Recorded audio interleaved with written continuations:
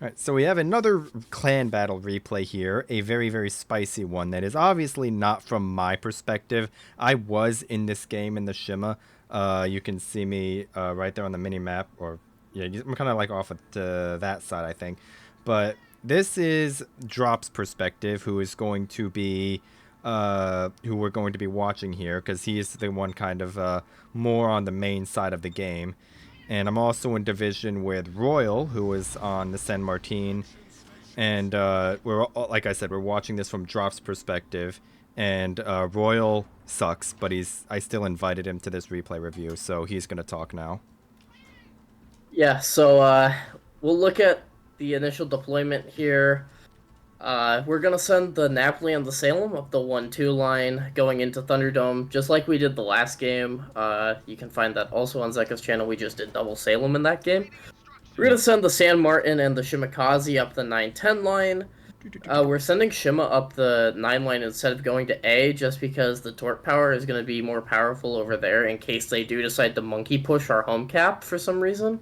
Yeah. Vermont's going to play near the B cap, kind of in that 5-6 line area, denying a cruiser from pushing the G or H line island up to the A cap.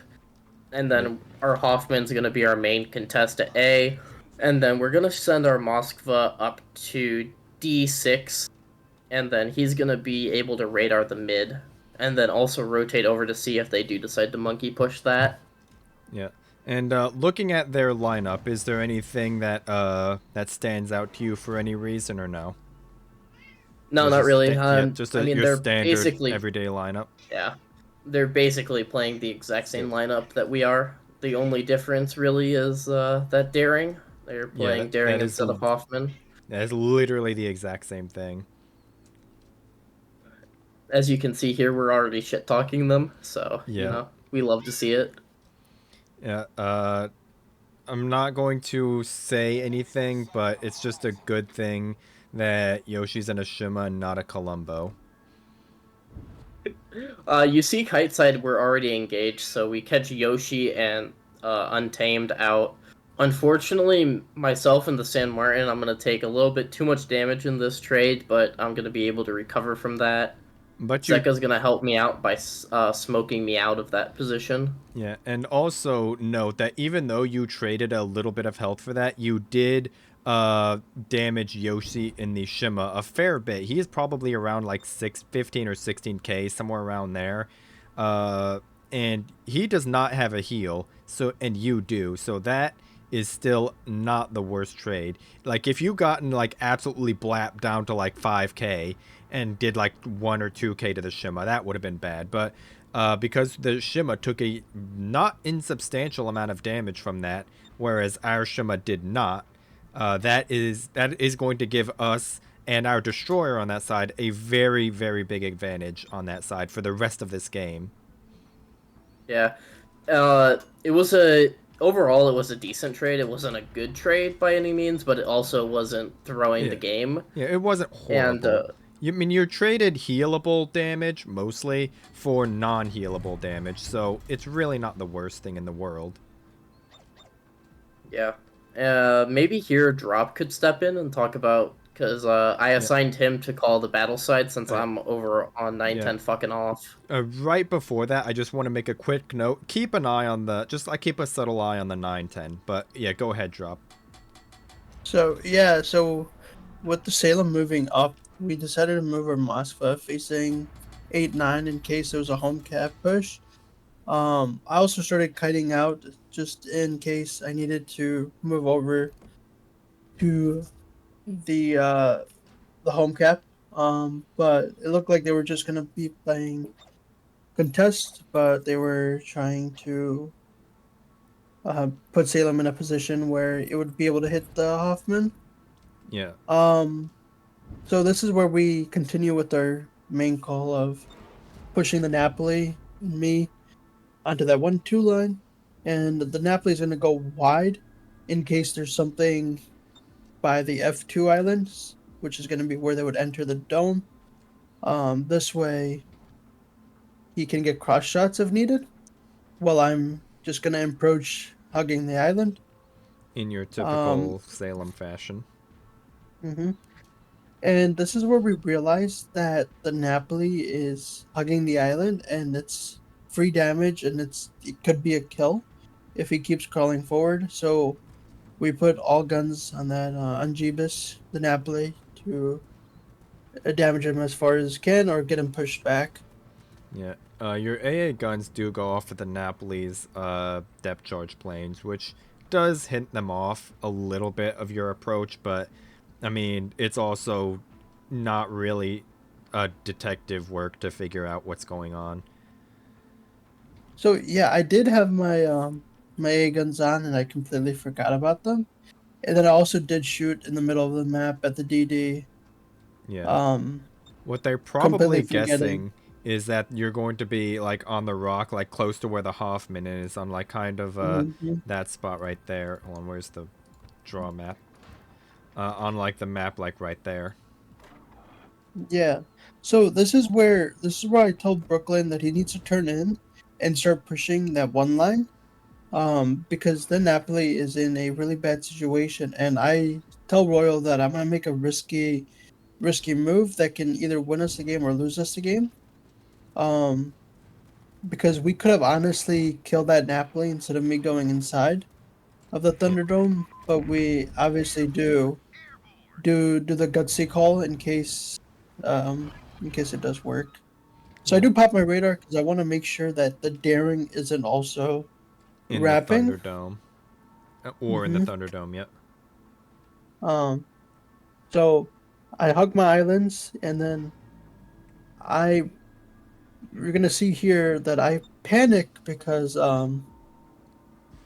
there is a Vermont that can see me when I'm making my push into these islands. Yeah, I think that Vermont is like in that channel right there. Or Mm-hmm. like somewhere in like that area. A lot of players, like just in general, when you're playing comp, anyone who has eyes on the battleship, if you see that battleship guns turning towards somebody, like let's just pretend that this Vermont was spotted. If we saw those Vermont guns immediately start turning towards drop in the Salem, call that out. Let people know that there's battleships shooting at them. Yeah, So this that's good is advice in general. so Yeah. this Also, is I you do want know to add real quick. The reason I said for Drop to commit is because he can actually get into the cap from here. Even Yep. though it's risky, it allows our Hoffman to move out more towards our Moskva to protect him and the Vermont over, and then it lets our Salem contest cap instead of it being the other way around. Yeah. And Thunderdome is an extremely strong position to be able to contest from. Because notice how the Vermont has no shot. The Daring, uh, what the fuck is the Daring gonna do? Rush you? It's a Daring. It doesn't exactly have, uh, doesn't really have the greatest of torpedo arcs, nor is it particularly fast. This is kind of where they threw the game too, so we'll let Drop talk about this. so um yeah, so the as soon as the Napoli dropped her smoke, Brooklyn pushed forward, and I'm dead here. So my goal is to dish out as much damage, and I'm trying to win the 1v1 by destroying his turrets because I know those torps are coming. So obviously, as soon as he goes broadside, I know, okay, perfect. Can win this. I also want to note that Um, it looked like Jeebus actually switched to HE right there. hmm If that was if that was AP that he just shot at your broadside, that could have been a very different story. yeah. Um, so obviously my positioning was not the best in that island, but that all led because of the Vermont shooting that one salvo. Yep. And that little small thing the Vermont did, the Howard didn't kill me, put me in a really bad spot in the Thunderdome. Yeah, but Yeah, we and still even ended though up trading, which is like the big thing that is the most important. If you know you're going to go down, if there's any way that you can take somebody with you, do it. If that means yeah, ramming, if that means torp rushing some fool from around an island, if there's any way that you have to try and at least make it a trade instead of a -1, absolutely go for it. But that So is it looks like assuming that you are dead no matter what. Obviously, the best thing would not be in that kind of position to start with. But if it does happen for whatever reason, be it you're hiding from a battleship or you're low health and you're just trying to like duck behind an island and there's someone walking at you, whatever the case may be, uh, ideally you wouldn't be in that spot. But if it does happen, then trading is the most important thing to go for at that point. Yeah, and I'll also point out the Salem position did get us the A cap. So now we're forcing them, even if we didn't trade there, which would be bad, they would have taken A back. But our Yeah. Napoli would be in a position to re-push that and take the 1v1 on the Napoli, and our Moskva would be able to possibly support that. But because we were able to take the cap and then trade it, it forces them into a position where they need to push now. Yeah, and they also don't have a lot to push with because the Daring, if he wants to go around the Thunderdome, take the relatively safe route, I mean, he has to go through a Napoli. And then if he wants to go try and sit right there, he has to do it in front of a Moskva. So there's really no good spots here for him. But this right here, this Hoffman is something we'll come back to later. Yeah, it was a little bit sketchy play right there. I don't think the Hoffman should have done that. I told him in the moment that that was a bad play. Fortunately, he does live because he's able to get No, Oh, he no, he dies. doesn't. Oh wait, yeah, no, he died. Yeah, Yeah, wrong 'cause- he game. dies My with bad. the, but we were able Oh. to trade the DDs, so it was fine, which forced Yeah. them. Yeah. But there's something also really key. If you see that smoke crawl, Yep. that is Shima's smoke that he had to smoke up the Vermont because the Vermont was eating a lot of fire for being positioned up way too closely. Yeah, but I Yeah. also want, like, while we're talking about the DDs in general, anyone who listened to what I said earlier about paying attention to the 9-10 line, what have you seen happen over there? Since I was playing on the 910 line, I'll kind of explain it. We wanted to trade San Martin health more than we wanted to trade Shima health. So any chance that I could take in the San Martin to take fire off of the Shima or give the Shima a chance to play a little bit more aggressively, you'll see I'm playing only about a kilometer back from the Shima at any given time. And so that's really because I want to be spotted before the Shima, because my health, I have 5 super heals. I can heal back way more health. The Yeah. Shimakaze does not have a heal at all, so I'd rather be right up on the Shima in this case, where I'm fighting the exact same Shima versus San Martin, rather than let our Shima take 10k in damage and not be able to heal that back. Whereas if I take 10k, I'll heal 9 km of that back. Yeah, but So the main thing that I wanted to pay attention right there is not really so much the health, although that is a thing as well, but more the fact that absolutely fucking nothing happened over there of interest. Pretty much all of the action and all of the game was taking place on A side. And the thing that a lot of destroyer players, especially on kite sides, get wrong is they feel impatient or they get bored and they're like, man, literally nothing has happened over here. I want to do something because I feel like I'm not contributing, or maybe I'm just bored, or whatever the case may be. And then they try and push in and do something aggressive, and then they either donate a bunch of health for no reason, or they just straight up fucking die. And that is a really easy mistake to make, and is one of the most common mistakes that comp destroyers in general make, is they get impatient. And like that Hoffman that I said we would come back to, there was absolutely no reason for him to step into A cap, right? We had the Moskva radar that was like you can kind of see it like right there in the island, that had cover and shots on A cap. We had a Napoli that was going to protect Thunderdome, so that Daring wasn't going to get into there. So A was perfectly safe no matter what. But because the Hoffman got too aggressive for whatever reason. I don't think he was told to go into A because literally we saw fucking Shima smoke up a Vermont right in front of it. But and like Royal said, we straight up told him that's a bad idea. But that is an example of what I'm talking about. Is that Hoffman didn't really do a whole lot up to that point. He sat in A for a little while, kind of contested it here and there. Maybe he hydroed the destroyer once or twice, but he didn't really do anything else. And he was just like, well, I mean, I don't know what he was thinking, but he was like, well, I don't feel like I've contributed, or I want to contest this cap when I don't really need to because I feel like I need to do something because I've only done so much damage or so much spotting or whatever. He ended up just killing himself for really no reason, and we were fortunate to trade the daring. But even if we didn't, like I described, we had the Moskva radar, which means it was perfectly fine anyway. But on Kite side, all I did in the Shima was back up, throw torps, rinse and repeat. Maybe face check the enemy Shima once or twice throughout the entire game. But otherwise, that was literally just, what is that? That was just 13 minutes of me sitting on my ass doing absolutely fucking nothing for 13 minutes straight. And that's fine because my job wasn't to do damage.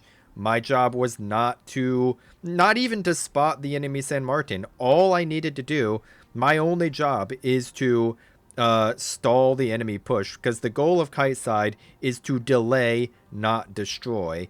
And anything that you can do to slow the enemy down is what you want to do. Obviously, if you can destroy the enemy, like if the San Martin decided to press W into a bunch of Shimmatorps, hooray, we ended up destroying them anyway. But I didn't need to destroy or spot or do anything. All I had to do was sit on my ass and spot the San Martin if he would decide to push. And if he doesn't, then I just sit there and do nothing for 13 minutes, and that is perfectly fine. A lot of destroyer players in that situation will get impatient and they'll kill themselves or they'll bleed a lot of health for no reason simply because they get bored or they get impatient and they're like, damn, I want to do something. They go try and do something, and then they either kill themselves or they just straight up throw in some cases. I also want to extend that to cruiser players as well, uh, especially if you're playing battle side or rather kite side. If you're playing something like a San Martin or a Henri or a Sve and you're kiting, I think that game I only did 30,000 damage, and that's completely fine because my entire existence was be there as a deterrent for the enemy, be there to support my destroyer and be a deterrent to the enemy so that they don't push that side. There are games in San Martin particularly where I will get pushed and I'll do 150,000 damage and have 6 million potential. That's amazing because I delay them. But there's also games like that where I think I only ended at a million potential and maybe 30,000 damage, Only a million. and I basically didn't do shit the entire game. And that's fine, because remember, the goal of Kite Side is delay, not destroy. And obviously, if the opportunity presents itself to destroy something, either you get a good torpedo shot, you get a broadside on somebody, or that kind of thing. Obviously, that's all well and good. But remember that your goal on Kite Side is literally just sit there and literally just do nothing until the enemy decides to push, even if they don't. And if they don't, you just sit there, and that's perfectly fine. Yeah, I mean it's a good lesson for everybody. Sometimes battleship players even need to listen to that. I know there are cases where we have our Vermont and they take a lot of damage in the beginning and we say, "Okay, well, you're relegated basically to staying dark now, and if an opportunity to slap a broadside comes up, you take that, but that's about the only thing you take." And that's the play that distinguishes you from being a high-level clan and being able to recognize those things and being clan in like Gale or Squall is that you're able to recognize when you need to tell players as a caller, hey, you took way too much damage. You need to step back and basically play completely dark. Yeah, and like Yes. there's a as far as kite side goes, there's like a whole sweep of other like nuances that we can go into on kite sides in particular, which we'll probably do in another replay because obviously we watch this from Drop's perspective on the contested side, and nothing pushed into our kite side that game, and like I said, we sat on our asses doing nothing for 13 minutes, which again is perfectly fine because even though we might have only like I think I literally did like maybe 3,000 damage that entire game. I did like maybe 10,000 spotting and that was all I fucking did the entire time. And again, that is perfectly fine. These values I try very hard to teach my cruiser players, especially on kite side. Yeah, like I said, though, we'll get Like, another replay on a kite side that where the enemy pushes like hard pushes into the kite side, and we'll kind of go into more nuance about kite side in particular, in that sort of its own video. But for right now, is there anything else you guys want to say about this game? I don't know, maybe I don't know if there's if I any would, particularly about this game, but I think CC probably has something from just watching.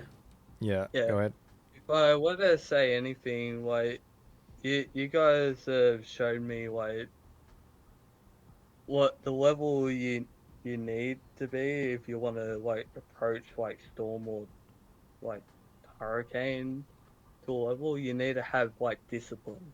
Like, yeah, Yeah, your players messed up in certain moments and it got them killed, but for the most part, most of your players had a lot of discipline. yeah. Where like most Gal clans would just kill themselves for like 3 minutes in.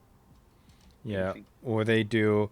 I mean, Gale is like a completely different beast because, you know. Yeah, But anyway, that is like something that is really just going to come from experience because situations change all of the time, and a good position has the potential to become a shit one in like a surprisingly short amount of time. All it takes yeah, is just one wrong move or one thing going wrong, and boom, your entire side is compromised in some way. And you have to think of, like, okay, how are we going to come back from this? Or, okay, how can we, what is there that we can do in this situation?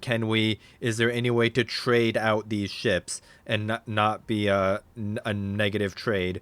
Or is there any way that we can hold on to this cap? Or is there any way we can do this, that, spot the enemy and deter, like can we radar the destroyer and let our ship go dark, that sort of thing. And situations, like reading the situation is going to be something that comes with experience. It's not going to yeah, be learned overnight. It is going to take a long time to develop this high level game sense. Like, remember that these I mean, I have 14,000 games, something like that. I don't remember the exact number of games, but all of these players on here have multiple thousands of games and multiple hundreds of competitive games. And this is how long it takes to develop that kind of discipline and that kind of game sense. And you see, even then, like with the Hoffman, sometimes mistakes happen, or one thing or another goes wrong. And part of I comp is mean, just being able to come back from that or salvage any situation, and look for openings. I think a good point for that, real quick, before you go CC, is that if you notice in this game, only 3 ships were killed the entire game. yeah. I Um, noticed. Like in the that's how Gal a lot game, of it's in how the a lot Gal of high game, level games go. I mean, like I'm sorry to cut you off there, but I think something important to say before you're gonna go into is a lot of our high level games.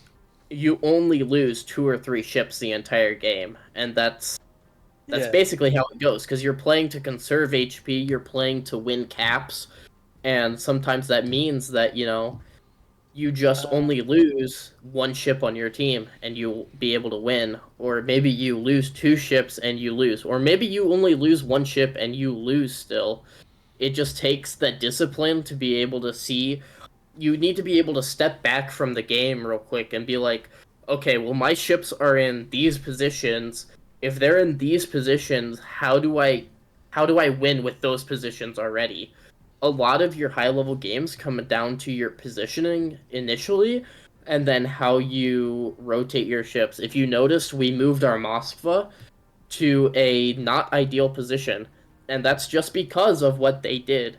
Normally, we wouldn't move Moskva in between those islands, but because of them pushing that A side, we figured, okay, well, Moskva can move to that position and be better able to support with his radar, and their Salem positioning actually forced us into that positioning. So, kind of recognizing that, mirroring their positioning, and then just relying on your players to understand and recognize that they need to play better than the enemy.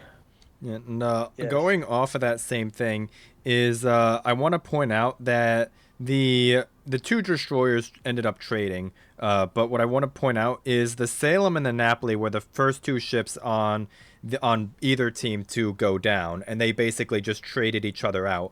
And like Drop said when it happened, is that is the play that basically won the game, because that one trade, the position where it happened and the positions of either team after that happened, meant that we pretty much had the advantage, period, because we had the Mosfa locking down one side, the Napoli knocking down the other, and all they had that could try and contest at that point was the Daring, who would have to do it in front of a Moskva radar, in front of Moskva guns, and potentially a Hoffman Hydro. That one trade just set off a whole series of events that led to the destroyers trading, which led to them not being able to get into A, which led to them getting pointed out. But one thing I always say to my less experienced like cruiser and even battleship players, it might not extend to you guys, but all it takes is like 15, 20 seconds to like completely decide an engagement. Yeah, and even an Whether or not you entire game. recognize whether or not you recognize that or not is up to you, the player. But Yeah. like if you can see those windows, you're so much more valuable as a Yeah. player to most clans. Is there anything else you guys have to say before we close this one out? The only thing I want to add is the thing that you said earlier about it taking a lot of time to develop these skills. I know that a lot of our players in GLHF, we've been getting better players, and that's because we've been getting players with 5 or 10,000 battles instead of 1 or 2,000 battles, and that really helps with the ability to be able to take a step back and understand what's happening versus seeing it in a randoms mindset. And in randoms, a lot of the times you're relying on yourself to carry your team, whereas in a competitive sense, as soon as you get into mid-level storm, you're relying on the players around you to play well and help carry the entire game, versus when you're playing in like Gale or Squall, you're still kind of relying on that randoms mindset of, well, if I do this, I can actually win us the game. And obviously, that doesn't fully go away in high level play. Like, Oh, I definitely think not. if Drop didn't realize that, I can do this risky play and go into Thunderdome, that would have lost us the game. Because, yes, we would have killed the Napoli, but it would have taken us so long to get into the Thunderdome that really wouldn't have made a difference. And maybe Drop can expand on that a little bit more, but I don't think that that would have been the ideal play there. Yeah, I put it very bluntly when I say this to like my clan managers, like there's gonna come a point where you gotta like essentially beat out the randoms mentality out of newer players if you want them to be any good. And on that similar What? note, you're also going to reach a point where one or two people on the team cannot carry the game by themselves. Like down in Squall and Gale, we're gonna be honest, just being brutally honest here. Those majority of people in those levels are shitters, and you can get away with doing more randoms focused, more unorthodox sort of things, and you can get away with having one or two people carry every single game. But once you get into these higher levels, like even high level Storm, you're going to start running into teams that just straight up play better than you because they work better together. Even if you are slightly mechanically better, like on a mechanical skill sense, if your teamwork and frankly your strategies as well aren't up to par, you like trying to take on a experienced team that plays well together is basically a doomed proposition. Basically, a single individual taking on the entire cohesive unit. Yeah, pretty much. But Yeah. anything else, Royal? Drop anything? No, Okay. I think we covered a lot of it. Yeah, just for a fun fact, by the way, this little like sort of podcast section of the video has literally gone on longer than the game itself. But I think this really demonstrates, and that really kind of highlights just how much nuance and how much there is to unpack when it comes to talking about like competitive play and how much different it is from randoms. That the fact that this has gone on for so long really kind of drives that point home. Yes. I've learned a lot from this. Yeah. Like I said though, any other closing remarks before we end this one? I think we're good. No, Yeah, I but think it's we're good. bedtime. Yeah. Okay. There's just like a moment of silence right there. I was like, what did they DC or something? I don't know. Whatever. Yeah. Say bye. Yeah, bye guys. Yeah. Also, GG's. also, I just want to say, the GG. title of this video is going to be "Fuck GGWP" because we talked about that earlier. Okay. Toxic? Uh, Toxic? nah, I don't think so. I mean, actually, Yoshi was GG's about this one. He was actually kind of happy about this game, so. Yeah, fair enough. Fuck you. Nice. Wow. Ain't that the truth though? I guess I'm heading my future prospects now. Just apply to GLHF. They're better anyway, Kappa. I mean, they're up Yeah. they're up 2-1 against GGWP right now, and the only reason that they lost the game was because I didn't play for them that day. I just want to If I say can, both games that you've won have been games that I played in. I'm just saying. if I can work for them,